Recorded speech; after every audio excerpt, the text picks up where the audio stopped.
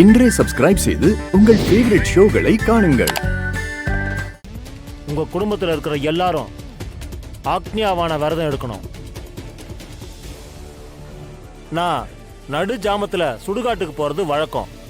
அப்ப நடக்க போறது எல்லாமே எங்களுக்கு குறியீடா தெரிய வரும். அப்படி நேத்து குறி சொல்ல போகும்போது இந்த வீட்டை கடக்கையில குறியீடா கிடைச்ச காரணத்தை மட்டும்தான் நான் இப்ப உங்ககிட்ட சொல்லியிருக்கேன்.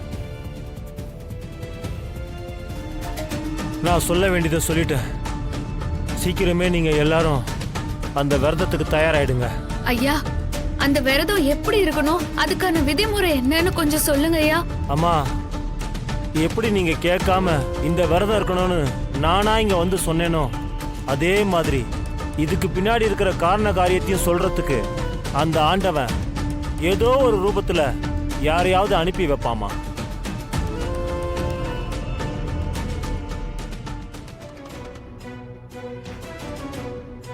வரமா.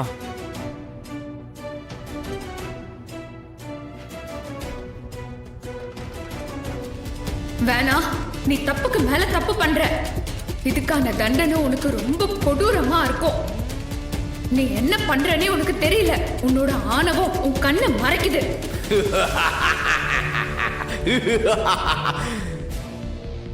ஏய் பொம்மி, என்ன பயமுறுத்த பாக்குறியா?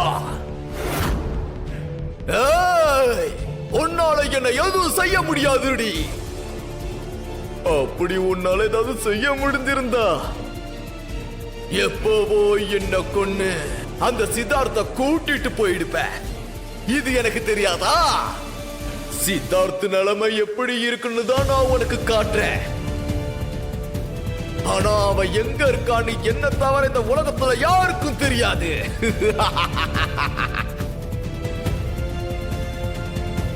இடுப்பளவு கல்லா இருக்கிற உன்னோட சிதார் அடுத்ததான் நரக வேதனையை அனுபவிக்க போறத பாக்குறியா?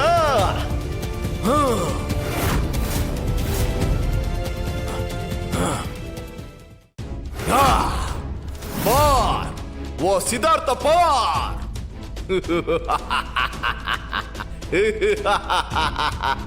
ஐயோ வேம்பஸ், இது என்ன கொடுமை? இதுக்கு தான் நான் இவ்ளோ போராடினேனா? நான் கண்டிப்பா உங்களை காப்பாத்திடுவேன் வேம்பஸ்.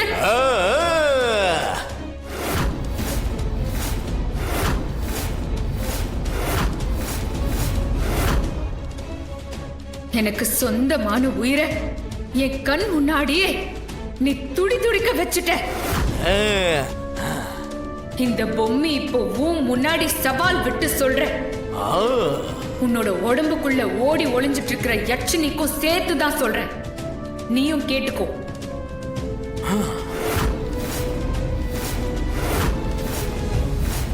கிழக்கு திசையில் இருக்கிற இந்திரன் மீது ஆணையாக, மேற்கு திசையில் இருக்கிற வருணன் மீது ஆணையாக, தெற்கு திசையில் இருக்கிற யமன் மீது ஆணையாக, வடக்கு திசையில் இருக்கிற குபேரன் மீது ஆணையாக,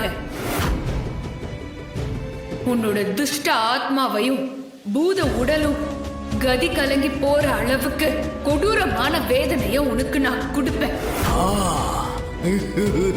நீயே கையெடுத்து கும்பிட்டு வேண்டாம் என்ன விட்டுரு என்ன விட்டுருன்னு கதறி அழுதுகிட்டு என் முன்னால மண்டிட்டு கெஞ்சி நீயே என் வேம்பு சரை என்கிட்ட ஒப்படைப்ப. ஒப்படைக்க வெப்பா இந்த பொம்மி. அதையும் பார்க்கலாண்டி. உன்னால என்ன ஒண்ணும் பண்ண முடியாது.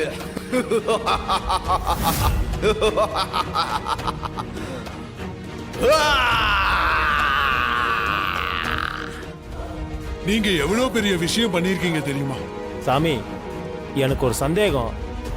இவ்வளோ பெரிய காரியத்தை எதுக்காக என்ன செய்ய சொன்னீங்க?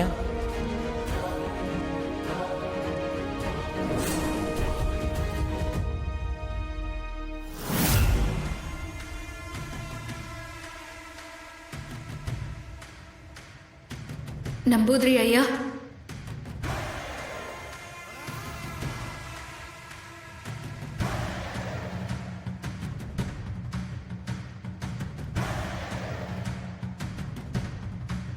நம்பூதிரி ஐயா, ஒரு இக்கட்டான சூழ்நிலை. நீங்க தான் எனக்கு உதவணும். சொல்லு போல, உனக்காக நான் என்ன வேணாலும் செய்யறேன். இனிப்பு இல்லத்துல இருக்கிறவங்க எல்லாருக்கும் ஒரு ஆபத்து காத்துட்டு இருக்கு. அதுல இருந்து அவங்கள காப்பாத்த அவங்க எல்லாருமே ஆத்மியான விரதம் செய்யணும். ஆக்ஞாவன விரதம் எல்லாருமே இருக்கலாம். ஆனா அதோட இறுதிக்கட்ட பூஜையான உச்சகட்ட பூஜையை யார் செஞ்சு முடிப்பாங்க? வீட்டுல இருக்கிற யாராலையும் அதை செய்ய முடியாது. அத முடிக்கிற நேரத்துல அது கொடுக்கிற வழிய தாங்குற அளவுக்கு அந்த வீட்டுல யார் இருக்காங்க மோளே? அந்த உச்சகட்ட பூஜைய ராணி தான் செஞ்சு முடிக்கணும். அந்த வலிய வேம்பு சாருக்காக அவ தாங்கிதான் ஆகணும். மோளே, சாதாரண மனுஷங்களாலேயே அந்த கொடூர வேதனையையும் வலியையும் தாங்க முடியாது. அப்படி இருக்கும்போது கர்ப்பகால வயிறோட இருக்கிற ராணியால எப்படி செஞ்சு முடிக்க முடியும் போல?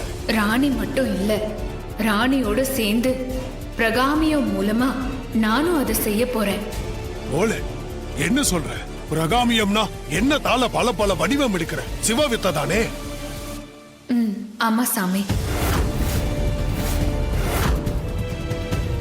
அப்படி ஒரு காரியம் நீ செய்யும் போது அது பாதியில நின்னு போச்சுன்னா உன்னோட ஆத்மா அழிஞ்சிடும் போல. அது மட்டும் இல்ல, ராணியும் செத்துடுவாங்க. நீயும் ராணியும் இல்லன்னா சித்தார்த்தை எப்படி காப்பாற்ற முடியும்? அதுக்காக தான் நான் இப்போ உங்களோட உதவியை தேடி வந்திருக்கேன். யார் என்ன செய்யணும்? அத பரமோளே. பிரகாமிய விதிப்படி ஆக்ஞாவன விரதம் பத்தி தெய்வ வாக்கு சொல்ற 2 பேர் மட்டும்தான் சாதாரண மனுஷங்க கிட்ட சொல்லணும்னு விதி இருக்கு. அது உங்களுக்கு தெரிஞ்சிருக்குமே. ஆமா. அந்த தெய்வ வாக்க நீங்க தான் வீட்ல இருக்கிற எல்லார்கிட்டையும் இந்த பூஜைய பத்தி விரிவா விளக்கி சொல்லணும். அப்போ இன்னொருத்தர் யாரு?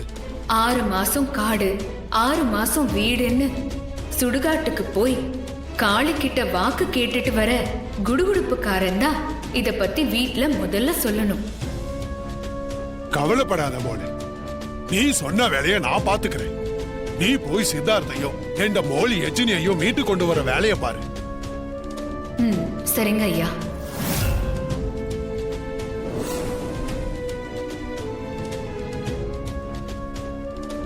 நீங்களும் நானும் ஒரு புனித ஆத்மாவுக்கு உதவுறதுக்காக தான் இந்த காரியத்தை செய்ய ஆரம்பிச்சிருக்கோம். என்ற மோல் எச்சினியும் தம்பி சித்தார்த்தம் திரும்ப வர்றதுக்கு நாம ஒரு கருவியா இருக்க போறோம். சாமி, என்ன இந்த விஷயத்தை செய்ய சொன்ன பாக்கியத்துக்கு ரொம்ப நன்றி சாமி. நீங்க எனக்கு செஞ்ச உதவிய நான் என்னைக்குமே மறக்க மாட்டேன். ரொம்ப நன்றி. சரி, நான் கிளம்புறேன் சாமி. போயிட்டு வாங்க.